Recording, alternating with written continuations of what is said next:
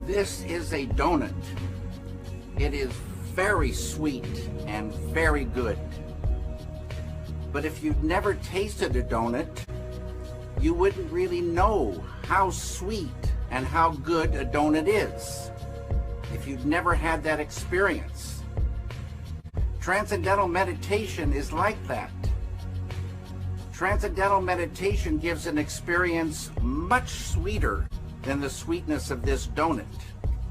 It gives the experience of the sweetest nectar of life, pure bliss consciousness.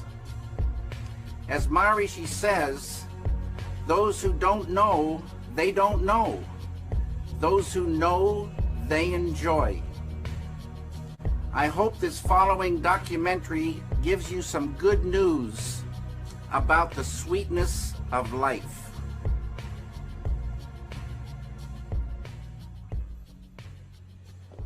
Donc on tourne en fait là, hein, donc tout va bien. So David, the Maharishi teaching in your life. Are we rolling? We are rolling. Oh, okay, okay. The Maharishi teaching in your life, how did it all start? Can you tell us the story? Yes.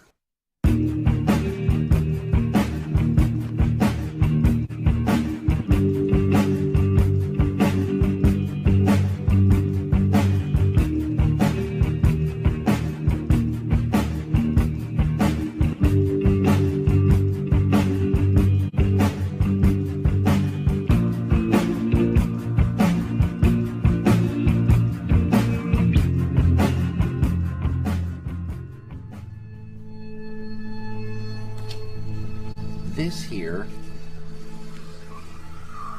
represents the surface of life. Surface.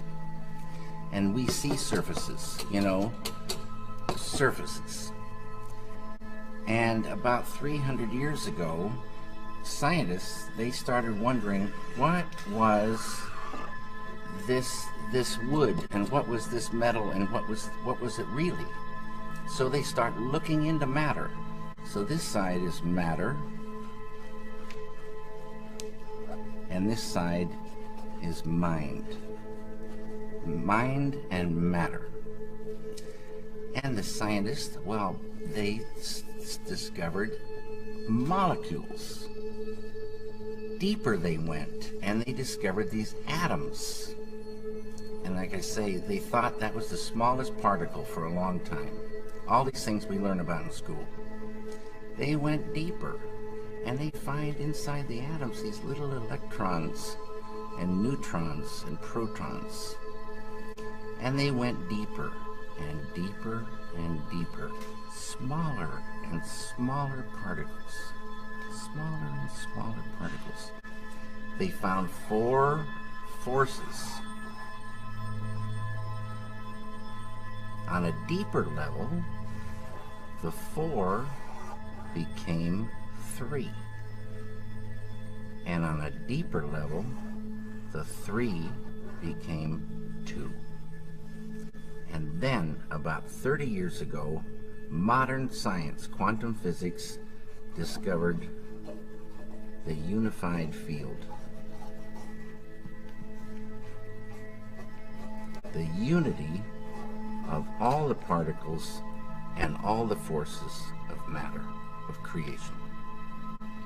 Not only did they discover the unified field, but they found that everything that is a thing emerges from this field of no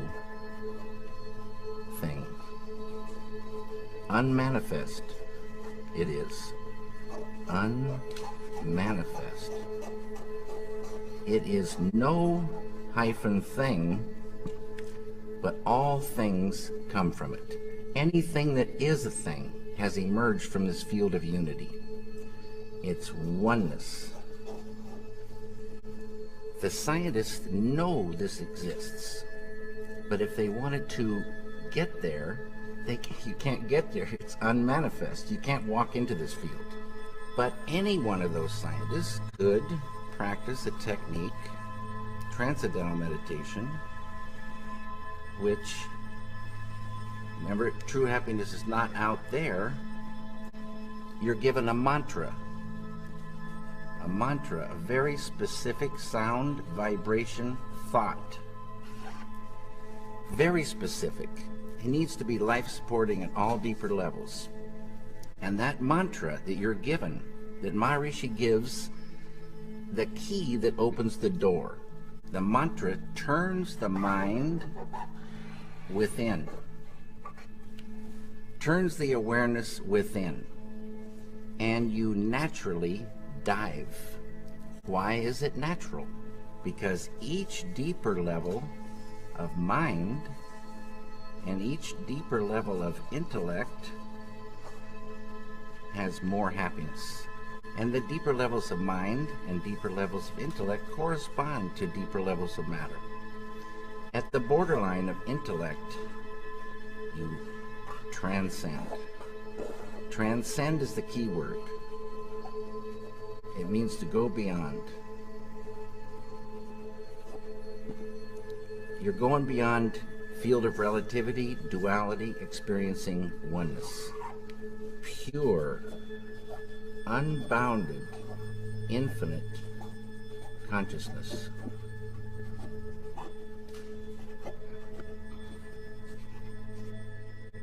This consciousness has qualities: infinite creativity, intelligence, energy, love, power, and bliss. Dynamic peace.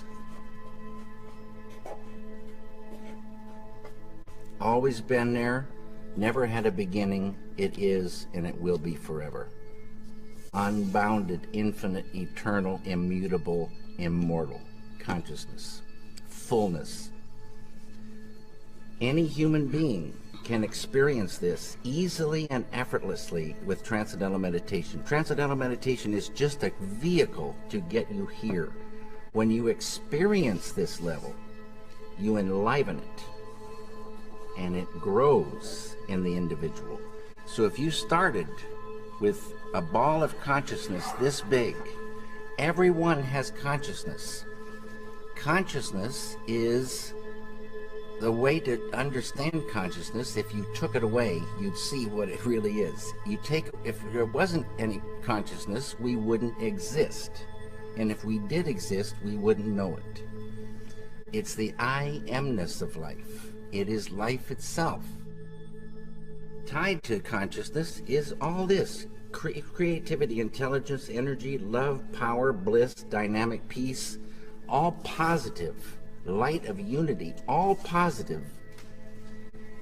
You experience this level and you enliven it, and this ball of consciousness that you thought was just going to stay the same for the rest of your life starts expanding, and these qualities expand. So day by day you're growing creativity, intelligence, love, energy. And this ball of consciousness is now expanding, and you're owning unconscious or subconscious more and more and more. Side effect of the growth of this consciousness is negativity starts to recede. Tension. I'll write all these things. Stress. Anxiety. Sorrow, depression, anger, hate, fear, all starts to go. Can't live in the light of this. In schools, when there's stressed anxiety, horror stories, depression, so many people on pharmaceutical drugs, suicides, shootings, stabbings. You give a student this technique. It's easy to do. It's not concentration. It's not contemplation. Concentration, contemplation keep you right on the surface. You're not transcending. It's this field that does everything for the human being. this field. And you experience this field when you really get there and transcend. This is transcendental consciousness. It's, you know, there's so many names for this field. The Tao, Kingdom of Heaven, all these names for this one field, the absolute, totality. In Vedic language, this field is called Atma. A-T-M-A, means the self, with a capital S. Know thyself. Get there. Know it by being it. Unfold it. And what you're doing is unfolding your full potential as a human being. Your full potential of the beautiful human being is called enlightenment. And people can unfold their enlightenment. And then, you are not angry anymore? I told you, that anger lifted away without trying. Poison to the artist, poison to the environment, poison to the human being, lifts away without trying. But it's not that you become numb and sleepy and don't want to work. You get more energy, more enjoyment of the doing. And negativity lifting means that conduit of the flow of ideas, the flow of creativity, is not cramped by that. Negativity restricts that flow. So, you know, and you can still have righteous anger, being very strongly for something or against something, beautiful. But the kind of anger that is just bitter, just like selfish kind of anger, no one wants to be around this kind of person, and the person's poisoning themselves. The person can't work so good. That's mind control. Negativity is really mind control. Depression controls the mind now. Can't work. Anger controls the mind. You can't work. Sorrow. Some people hold sorrow for years. And you want to visit them and cheer them up, but it doesn't do anything. You get them the chance to transcend and watch what happens. Sorrow will lift away. They'll be back on the road. You started 34 years ago to go deeper and deeper into that spiritual journey, but it's lately only that you decided to go public about it more and more. What was the ignition point, or in your life or in the world, that made you want to talk about it? What happened? This right here, Water the Root Peace Creating Group. This one here, I don't know where over there. This is the individual here, and the same phenomenon happens with a group. Lots and lots of people, square root of 1% of a population. So, like I said, for France, 750 to 1,000 do the thing. A group, quadratically more powerful than the same number scattered about. And this is a thing, like my friend Dr. John Hagelin says, if you have two loudspeakers and they're separated, you have one volume, you put the two next to each other and you got the equivalent of 4 loudspeakers. You put 3, you've got suddenly the 9. It's called constructive interference. It's a real thing. A group, close, doing the program, advanced techniques.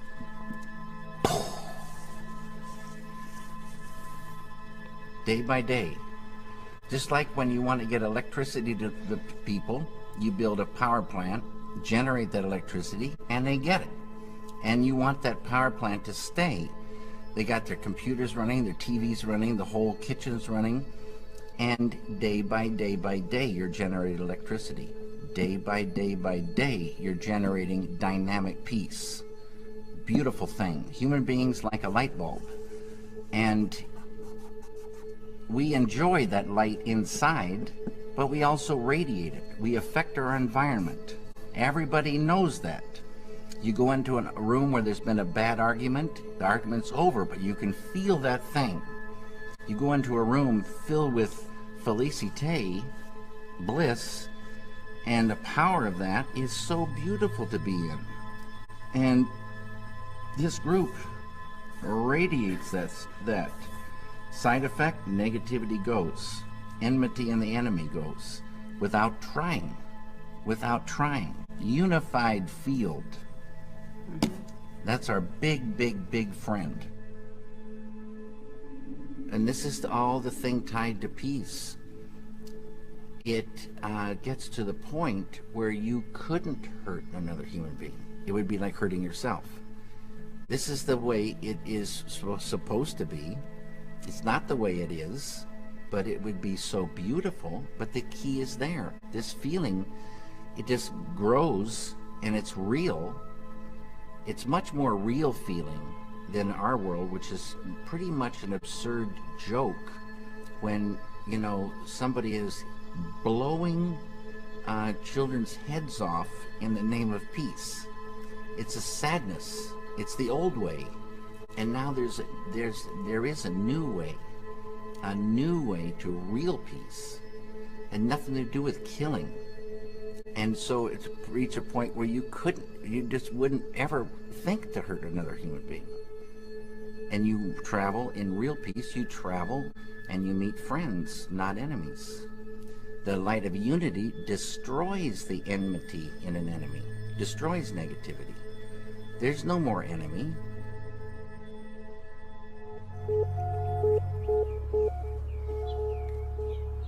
I hope you enjoyed this documentary. Thank you very much. And I wish you all the very, very best.